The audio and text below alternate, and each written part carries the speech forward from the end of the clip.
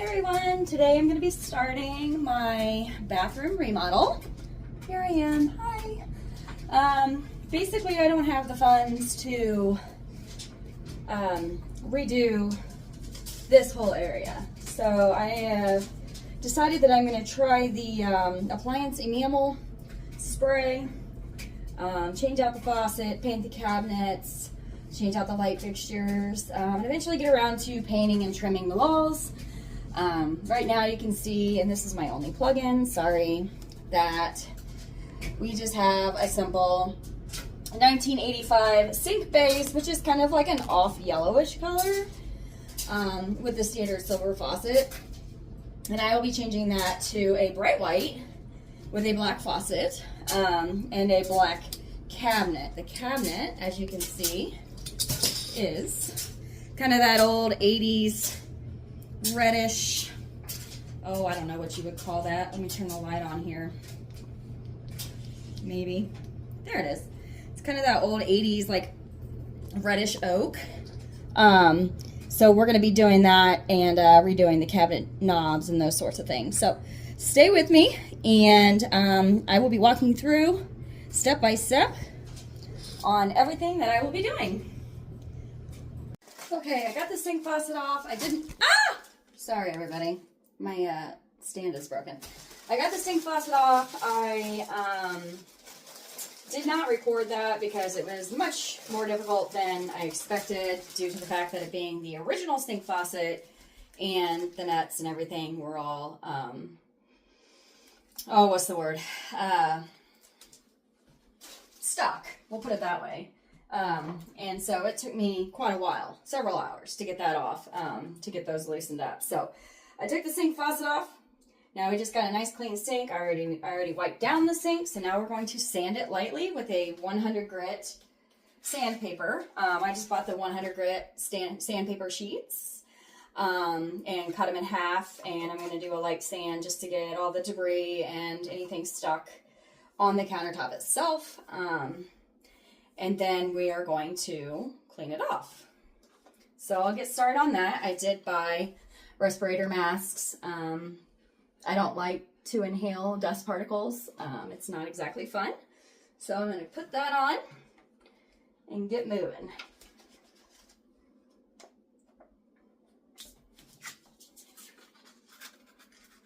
I like to fold my sandpaper in half. It's just easier for me to grip it and to just do a light sand. Make sure that you're staying in the same direction as you move across the top of the vanity. You don't want a lot of lines. If for some reason the sandpaper, yeah, you can see some sandpaper lines. You kind of want them to be all in the same direction, kind of like when you're coloring in a coloring book, right? Everything looks better when it's all the same direction. So now around the sink, obviously that's going to be a little bit more harder. Definitely want to make sure we get the rest of this gasket that's stuck on. Get that sanded away.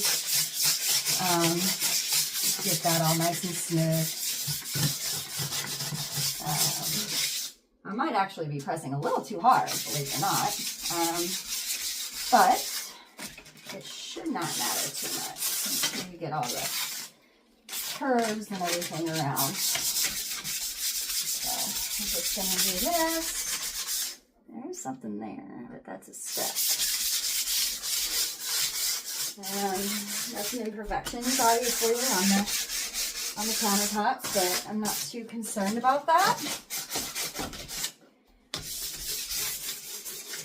Some of them are chipped in spots, but again, I'm not concerned about that. That enamel, that spray enamel, will cover that.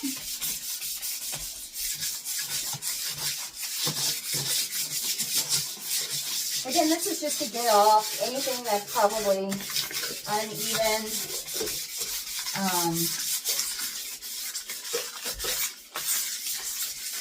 On your countertop. Caulking maybe from when it was inserted, that sort of thing, I don't know. So just kind of come through here. Clean all that. here, sanding edges here. Oops.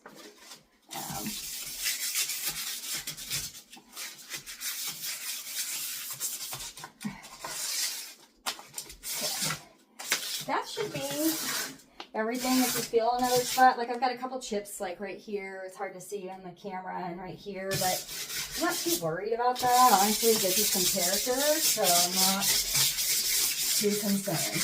There's a chip there as well. I've got old paint inside the bowl here that could use some sanding. Okay, that's where I'm going to leave that. Now we're going to just make sure we get this 100% totally clean with no sanding residue, no dust. I'm going to wipe it with a towel first. Make sure I get it. I didn't do the underneath because I really just don't care about the underneath. If you're under my sink, it's because there's a problem with it and you're not here to look at it. You're here to fix it. So I'm wiping the residue down. Ah!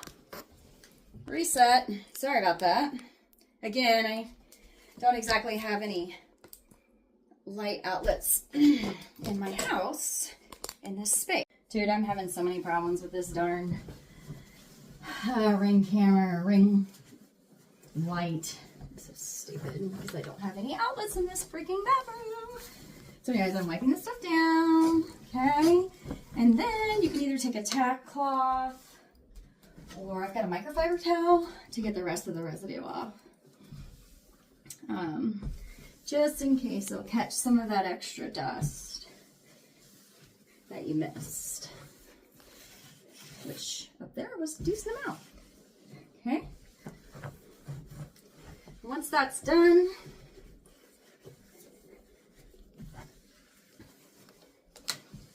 you will then start taping and getting prepped for the spray enamel.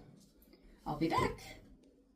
Okay, so I had some little malfunction there. I think I got the camera to where I want it. I forgot to take out my drain. So I am back and we are going to start taping. Okay, y'all. Do not make fun of my my taping job. Yes, I used Ziploc bags to cover the walls. I'm not too concerned about the cabinet since I'm going to be sanding that and painting that tomorrow. So not too concerned about getting overspray on that. So here we're going to start the epoxy spray. Putting on my handy dandy mask. This is probably the best thing you can buy for this. I mean, I bought a pack of 50 for like $5 on Amazon. So I am using the Rust-Oleum Epoxy Enamel in white. They do have a couple of different colors that you can use. It is gloss white, which I think is kind of cool because I'm painting my cabinet matte black, so a gloss white will really pop, I think. So we'll give it a good shake here and get to spraying. Here goes nothing, right? Let's see what the instructions say. It's an ultra hard moisture resistant. Huh, okay. I'm going to do one more wipe through. Yep, I still got some residue actually before I start. Always make sure, guys, because I just taped off and it probably loosened up some particles from the tops. And there it is. There's some there. There's some up there. There we go. Okay. Off we go. Uh-oh. You know what? My shower curtain can go to the other side of the room because I sure as heck don't want that light. Woo-wee, look at those fumes.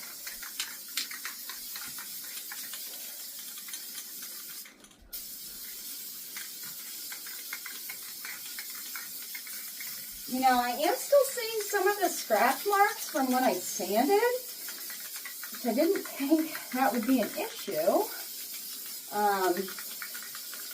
But it looks as though this will show through, maybe. This is a test. I did see a video on this. And I'm hoping that when we do the second coat, that'll cover some of those scratch lines. Woo! This is exactly why you need a mask. Look at all these fumes in here. Crazy fumes. My dog just sneezed. Come on, out. I'm going to turn on my bathroom fan.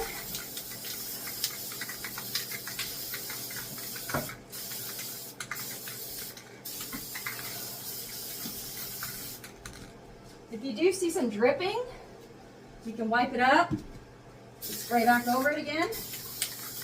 Make sure to look at this at all angles so that you're hitting all the different nooks and crannies. I also don't care about my floor because that is being changed out as well. I do care about this rug though, so. Woo-wee, baby. This is some fumigating stuff. Go back over it again a little bit. Oh, see, I've got a drip there. We're just going to wipe it and respray.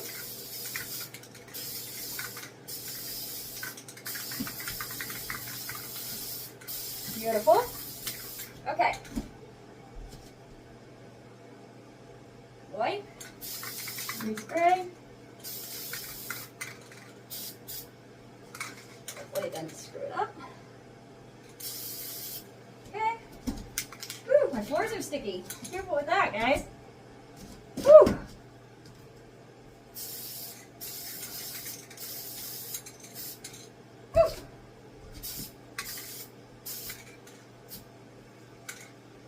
Well, this is interesting. We'll see. Give it about 15 minutes, and then we're going to do a second coat and go from there. Okay, so this is drying, and you can still see some of the sanding marks in it. I put a second coat on earlier. I've got a few blemishes, you know, that I need to touch up. And if you've got like piling, like I've got like maybe some puddling here, you can just sand that and retouch it. I'm gonna leave it because I just am not that picky about all this. I'm gonna go ahead and take the tape off right now though.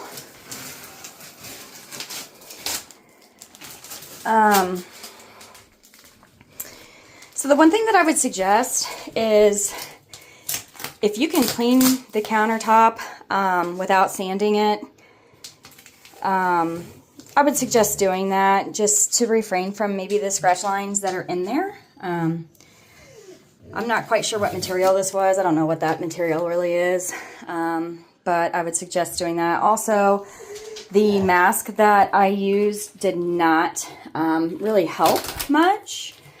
In fact, I actually had like white all over my face, all up in my nostrils, all over my arm hairs. It's all in my hair. So next time I'll know to wear a hat, long sleeves, and get more of a respirator mask that plugs the nose and really helps with covering, you know, your face and everything. So those are some tips that I can pass along from this experience.